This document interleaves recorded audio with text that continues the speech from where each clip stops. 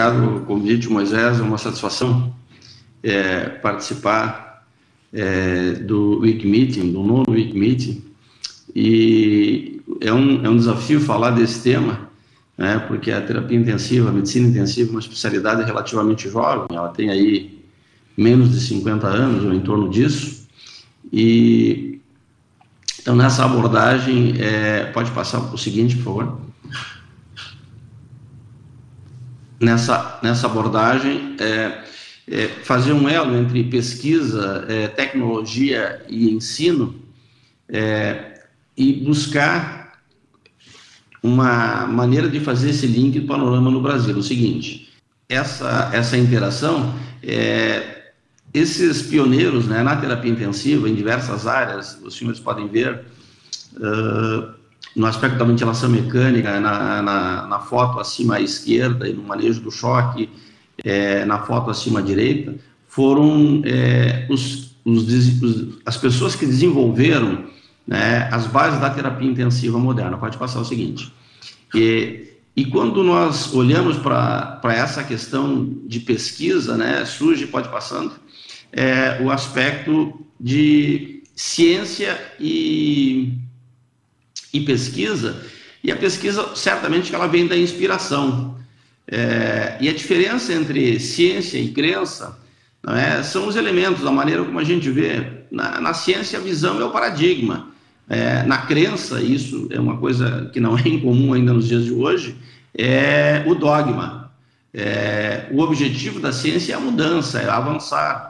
Na crença é se restringir a um elemento, a um componente que muitas vezes não fuja da zona de conforto. O debate é aceitável na ciência, assim como o resultado é buscar o benefício. E muitas vezes na crença o que se espera, o que se quer, o que se deseja, infelizmente é o controle. Pode passar o seguinte.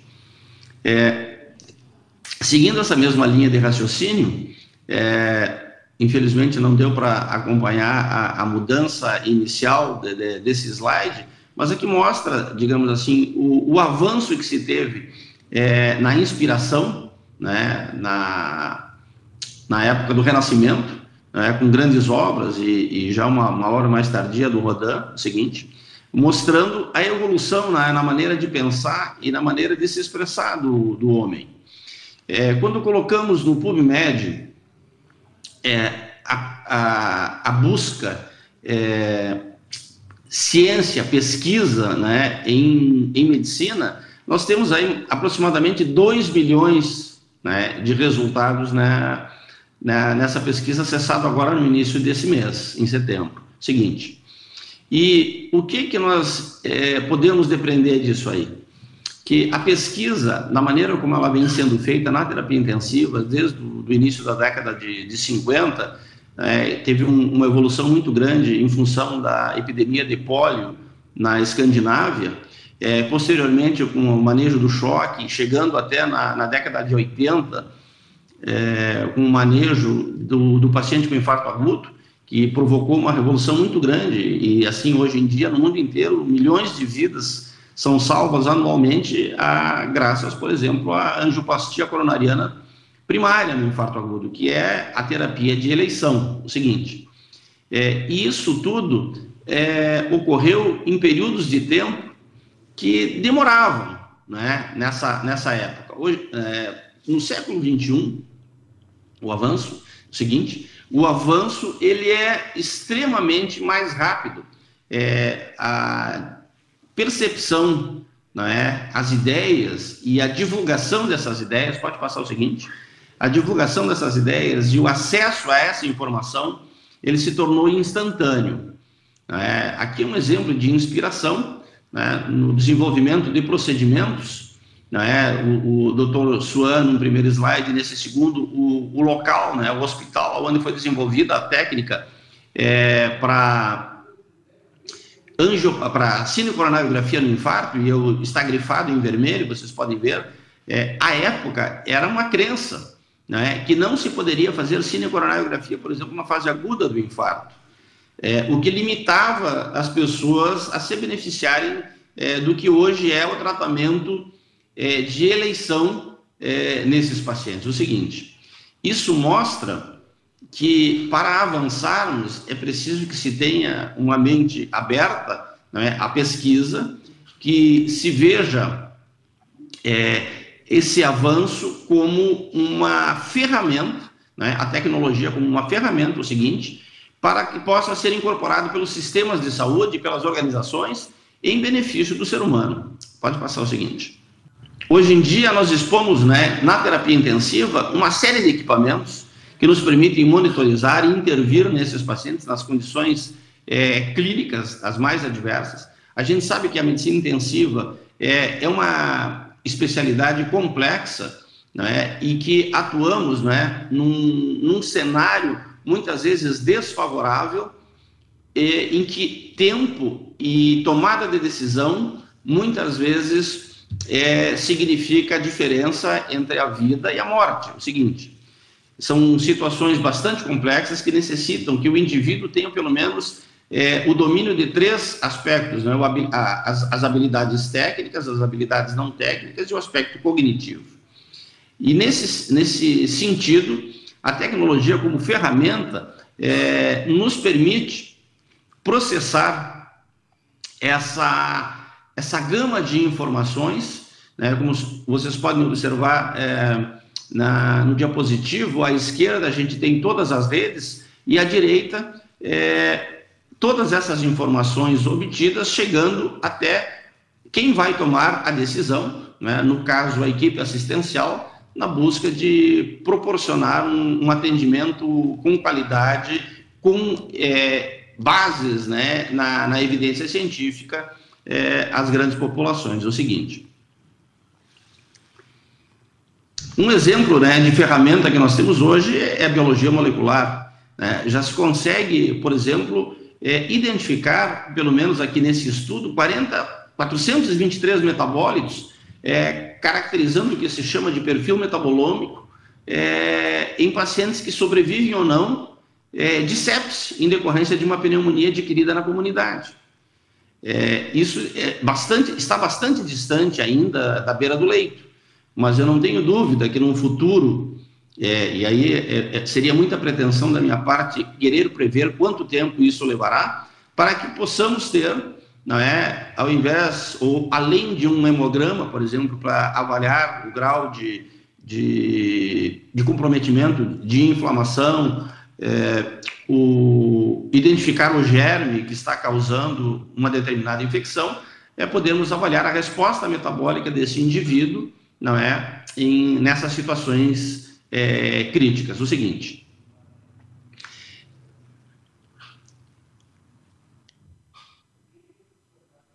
bom, isso tudo precisa ser passado adiante, né? Nós temos, então, a inspiração, a pesquisa, o aspecto da tecnologia, mas, obviamente, que se nós não divulgarmos, se isso não chegar, né, ao maior número de pessoas envolvidas, né, na assistência, isso se perde.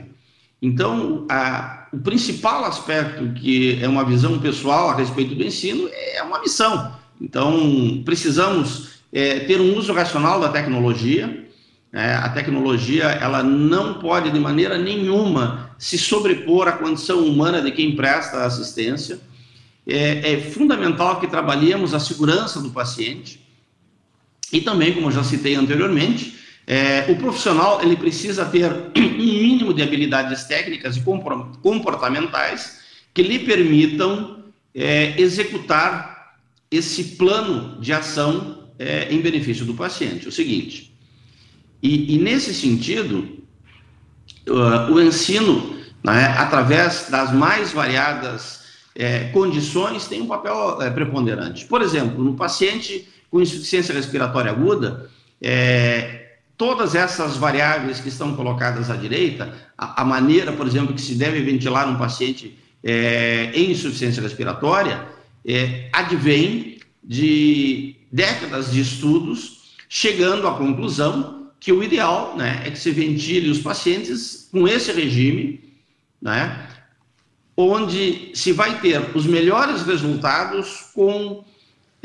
o menor grau de interferência negativa da ventilação mecânica. O seguinte, nós sabemos que a ventilação mecânica é um procedimento invasivo que mexe com as barreiras de defesa do paciente, por exemplo, mas que em condições extremas se faz necessário a intubação traqueal desse paciente e a ventilação. Nesse exemplo da figura, o seguinte, os senhores podem observar que o paciente é ventilado com 2 ventiladores em função do tipo de comprometimento que ele tem.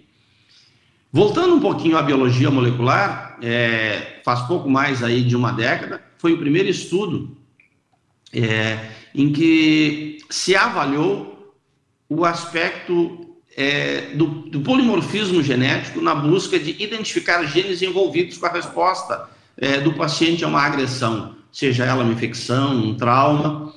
E desde então, inúmeros estudos têm sido realizados na busca de se identificar, não é? Na busca de identificar o maior número de variáveis que possam apontar para um melhor ou um pior desfecho nas situações de gravidade. O seguinte, obviamente que essa é uma tecnologia, como eu frisei, que ainda está evoluindo, né? Aqui nós temos um outro exemplo, e os senhores podem observar que a cor, né, da expressão de cada um desses genes retrata o tipo de resposta que esses indivíduos podem ter. E, sem dúvida, que num futuro, eu espero que isso, pelo menos nas próximas 2 décadas, possa já estar incorporado à prática clínica. É o seguinte, para que tenhamos, a partir dessas evidências, trabalhar com uma maior segurança. Vocês podem ver que segurança e dano são produtos do sistema de saúde. E essa é uma afirmação, não é, de um estudioso dessa área, que é o Dr. Peter Pronovost, da Johns Hopkins University, e nós sabemos que se nós não levarmos a segurança como uma meta, poderemos ter situações bastante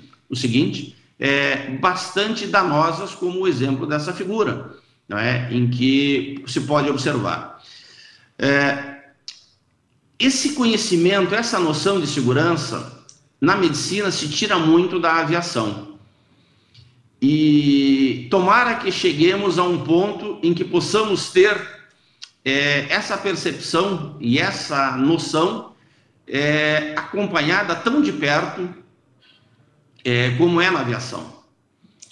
Eu tenho certeza que se a comissária informar que um avião tem 10% de chance de cair, ninguém vai querer embarcar nessa viagem. Nós trabalhamos na terapia intensiva com patologias que a chance de risco de morte fica na faixa de 40%, 50%, e no Brasil até um valor um pouco mais alto, 60%, que é a sepse e o choque séptico.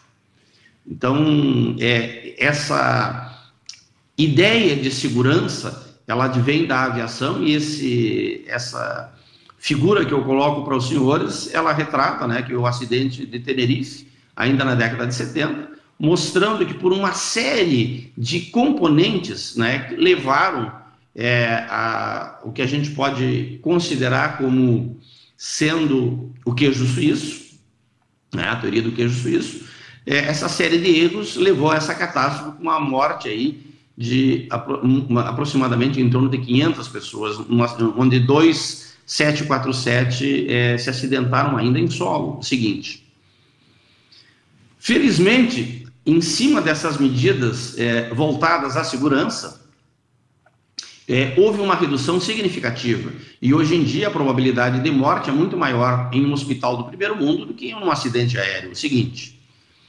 a medida de segurança, né, na aviação, e isso é uma coisa que eu acho que é extremamente importante, pode ser muito bem retratada nesse pouso forçado de uma aeronave no Rio Hudson, em Nova York, gerando, né, esse ensaio publicado no Chest, né, onde os autores colocam, né, o que foi feito de maneira correta, como as coisas ocorreram bem. E observem que aonde está marcado em vermelho foi o tempo em que o piloto teve que decidir que ele iria ter que aterrissar, pousar no Rio Hudson e o tempo que ele levou para fazer isso. Pessoal, isso foram em 65 segundos. Felizmente, em medicina, as nossas decisões, elas não precisam ser tomadas em 1 minuto.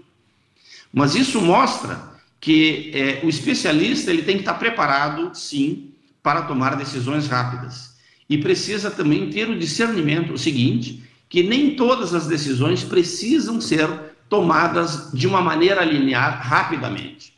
A complexidade dessas decisões, elas irão variar de acordo com as necessidades do indivíduo em um determinado momento. O seguinte, e vocês podem observar que nessas situações de crise, o seguinte, aonde muitas vezes essa diferença fica bastante evidente, pode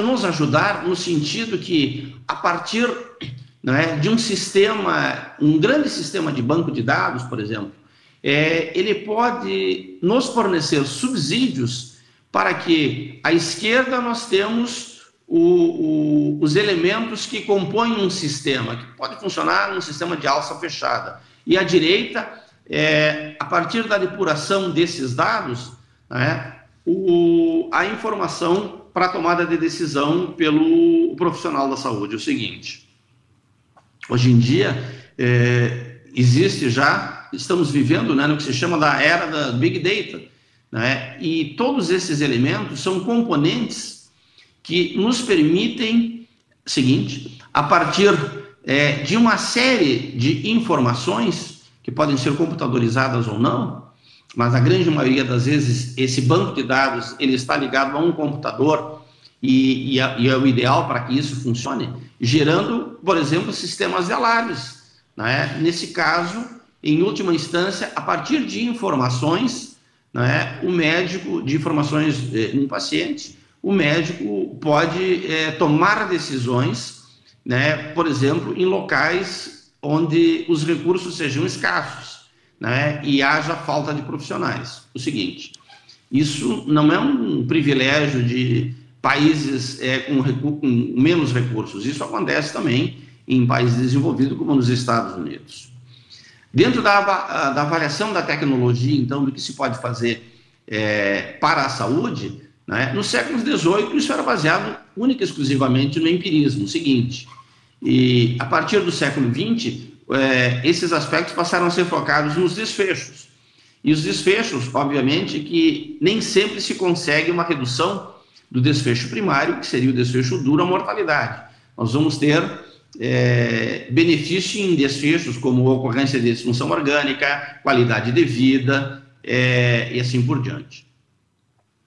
Na questão da avaliação da tecnologia, é importante que se considerem esses aspectos. O seguinte, como a aquisição da informação, como essa informação se transmite, e vejam, a transmissão da informação, isso aqui é o eletrocardiograma do astronauta agora eu não estou conseguindo ler, com licença, do Armstrong, quando ele chegou à Lua.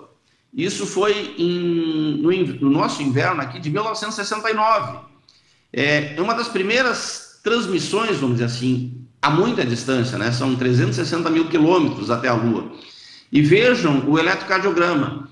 Lembra um pouco o eletrocardiograma, por exemplo, do Senna, quando a gente via nos domingos pela manhã o Senna pilotando e, né, o seu eletrocardiograma sendo captado. Então, esse avanço da tecnologia é o seguinte, permite que mesmo à distância nós possamos ter controle ou pelo menos interferir em algumas situações.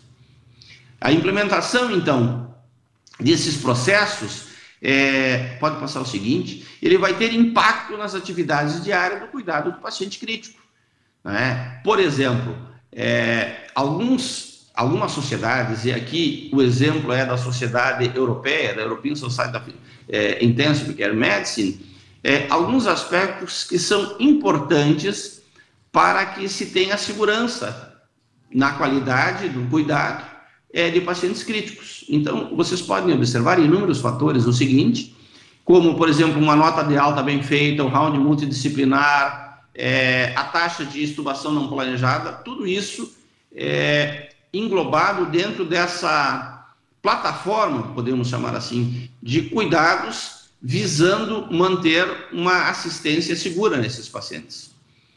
Dentre os inúmeros processos de qualidade, a gente tem na terapia intensiva para avaliar, por exemplo, a intensidade da dor. É extremamente desconfortável um paciente sentir dor, sentir medo. Prevenção de doenças preveníveis, como a pneumonia associada à ventilação mecânica, o seguinte, sedação adequada, profilaxias, né, como da úlcera péptica, da trombose venosa. E isso é fundamental que seja regularmente avaliado. Então, eu preciso saber, por exemplo, se há retardo na admissão na UTI, né, nos pacientes que estão na emergência, se os pacientes que necessitam de cirurgia tiveram cirurgias canceladas por problemas no bloco cirúrgico, o seguinte, os pacientes que estão na emergência aguardando vaga para internar, quanto tempo eles gastam, não é, ou quanto tempo eles passam na emergência sem ter esse leito disponível para que possam receber a assistência no local adequado. Intervenções não planejadas, reinternações, o seguinte, não planejadas, não é? O percentual de infecção por germe multiresistente, isso hoje em dia é um problema significativo nos países de terceiro mundo, e no nosso país não é diferente. E como podemos chegar a uma condição de melhora disso? Não é um único fator que vai levar à redução de mortalidade, à redução de piores desfechos desse paciente. Esse estudo aqui é um estudo muito interessante, porque ele foi feito em uma comunidade fechada, né, em Olmsted, no Minnesota, onde se vê que houve uma redução da mortalidade de pacientes com síndrome do desconforto respiratório agudo ao longo de 8 anos. E podem observar o seguinte, que não houve apenas um único elemento, um único componente na redução da mortalidade. Foi essa gama, esse conjunto de medidas que levou, o seguinte, que levou à redução da mortalidade. E isso é fundamental. Para isso é importante o seguinte, que tenhamos então no desenho de uma terapia intensiva, né, de uma UTI com busca permanente da qualidade, esses aspectos colocados aqui. Dentro do programa de qualidade, então, principalmente, algumas questões relacionadas ao desempenho individual. A pessoa precisa de motivação no trabalho, necessita de trabalhar em equipe, ou saber trabalhar em equipe, ter uma liderança efetiva. Todos esses predicados, o seguinte, são necessários, não é? Sendo importante, não é, que a administração do hospital, o último item, tenha o seguinte, tenha uma visão clara de que isso se faz com o trabalho das administrações.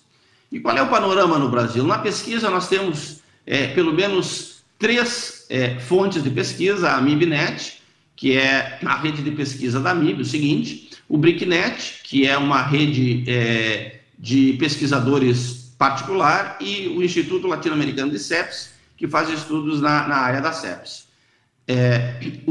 A MIBNet, ela está vinculada ao fundo AMIB, e a sua finalidade, né, é ser um facilitador para estudos multicêntricos. O seguinte, no Brasil nós temos mais de 2.500 unidades de terapia intensiva, temos um número significativo de leitos e um número muito grande de pacientes, permitindo, não é, que possamos ter estudos colaborativos. Esse estudo aqui foi o primeiro estudo multicêntrico feito pelo Fundo AMIB, no qual tivemos a oportunidade de participar. Foram em torno de 100 unidades de terapia intensiva do Brasil e da Argentina, pode passar o seguinte, aonde se procurou, não é, foram 110 centros participantes, 41 na Argentina e 69 no Brasil, foram incluídos mais de 1.000 pacientes, buscando identificar, caracterizar quem é o paciente crítico que interna no Cone Sul, nas unidades de terapia intensiva. O seguinte, esse estudo ele está já foi terminada a coleta de dados e muito em breve a gente deve estar publicando os primeiros resultados, e foi um trabalho assim bastante gratificante, né, no sentido de desenvolvermos pesquisa colaborativa na América do Sul. Quando se acessa a Cielo, citações, né, de literatura, se vê que só tem uma publicação em medicina intensiva, que é a revista da AMIB, a RBTI, né, Revista Brasileira de Terapia Intensiva. O seguinte, essa revista, ela já tem aproximadamente mais de 2 décadas, né, é uma revista com tiragem, pode passar o seguinte, uma tiragem, esse é o exemplar, uma versão online. O seguinte, já estamos aí com um número significativo de publicações de pesquisadores do Brasil e também do exterior. Hoje, além da AMIB, que é a Associação de Medicina Intensiva Brasileira, ela é o órgão oficial da Sociedade Portuguesa de Cuidados Intensivos.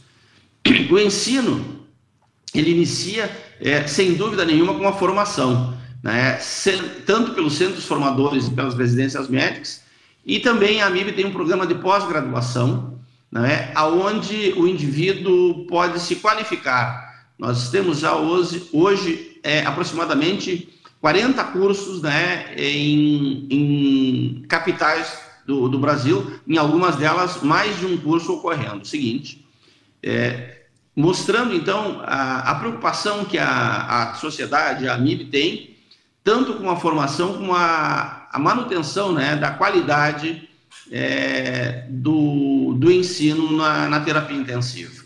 Um outro elemento é o Congresso Brasileiro de Medicina Intensiva. Nós temos hoje, provavelmente, um dos 3 maiores congressos de medicina intensiva no mundo. Na América Latina é o maior, pode passar o seguinte, com aproximadamente 350 palestrantes nacionais e internacionais e 5.000 participantes. Nesse ano, agora em 2016, ele ocorrerá pode passar, juntamente com o Congresso Pan-Americano, que será em Porto Alegre. Outras atividades, né, que nós temos em medicina intensiva, congressos regionais, cursos, né, esse é um exemplo de um evento realizado há pouco tempo em Florianópolis, em parceria com a Federação Pan-Americana de Terapia Intensiva. Pode passar o seguinte. Outros cursos, né, realizados pela própria AMIB com seus departamentos, como o departamento de farmácia, o departamento de odontologia, o seguinte, mostrando então a abrangência multiprofissional da associação. Temos parcerias com outras sociedades, pode passar o seguinte, com a Sociedade Portuguesa, o Congresso Luso-Brasileiro de Medicina Intensiva, com a Sociedade Americana, a Society of Critical Care, pode passar o seguinte, aqui um curso realizado em São Paulo, com a Sociedade Europeia, pode passar o seguinte, esse curso ocorreu agora na semana passada em São Paulo também, e aqui um folder, né, do próximo congresso, que será realizado juntamente com a Federação Ibero-Pan-Americana, que é o Congresso Pan-Americano. Pode passar o seguinte. Dentro desse contexto de, vamos chamar assim, de produtos que a AMIB oferece, há a preocupação, né, com a qualidade da assistência, com a segurança, pode passar o seguinte, e nesse contexto temos aqui, por exemplo, um consenso de ventilação mecânica, mostrando os pontos seguros, a realização, né, a titulação, e isso é um compromisso da nossa associação com a qualidade da medicina, com a qualidade dos profissionais. A AMIB, ela tem um convênio, conveniada, a associação, a sociedade que tem essa parceria com a AMB, e oficialmente representa, então, a Associação Médica Brasileira na área, aqui mostrando, então, a prova de título para terapia intensiva, realizada em Porto Alegre em 2011, pode passar o seguinte, todo ano essa prova é realizada, aqui é realizada no Rio de Janeiro, no ano de 2011 ou 2012, é o seguinte, os candidatos, eles são submetidos a uma prova teórica e depois a uma prova de habilidades. Na preocupação com a qualidade, a MIB desenvolveu uma parceria com o IQG, pode passar o seguinte, e esse programa de certificação às unidades de terapia intensiva, pode passar o seguinte, buscando a avaliação, né, do desempenho, né, voltado para a melhoria na qualidade da assistência, né, a qualificação dos profissionais, pode passar o seguinte, e também sinalizando para os compradores, né, de serviços de saúde a qualidade dessas entidades. Então, a qualificação ela é feita em 3 níveis, pode passar o seguinte, o nível ouro, o nível platina e o nível diamante. É um certificado por extensão que é realizado pelo IQG e certificado pela MIB. Bem, considerando então que estamos dentro do nosso tempo, gostaria de enfatizar que a MIB então é a entidade que representa a medicina intensiva no Brasil e é reconhecida pela Associação Médica Brasileira, congrega todos os profissionais voltados à medicina intensiva e à terapia intensiva, apresentou um progresso significativo nas últimas décadas, né? A especialidade como um todo, fruto de pesquisa em importantes áreas do conhecimento, né? Desde a ciência básica, como a gente pode ver, até o cenário clínico, né, à beira do leito. Pode passar o seguinte. Sem dúvida que a tecnologia é indispensável, né, para o cuidado do paciente, mas em hipótese alguma, né, ela pode substituir, né, o ser humano, né, no cuidado do doente criticamente enfermo. O seguinte, e ela deve ser utilizada como um elemento que facilite, né, a assistência. E, por fim, o ensino, fundamentado na pesquisa, né, e na disponibilidade de recursos materiais, né, de acordo com o que se pode oferecer em função de condições econômicas, sem dúvida nenhuma, é a mola que vai ampliar esse leque, né, podemos chamar assim, de favorecidos, né, que tem um objetivo de melhorar a qualidade da assistência, né, num ambiente que seja humano, digno, capaz, sustentável. Muito obrigado.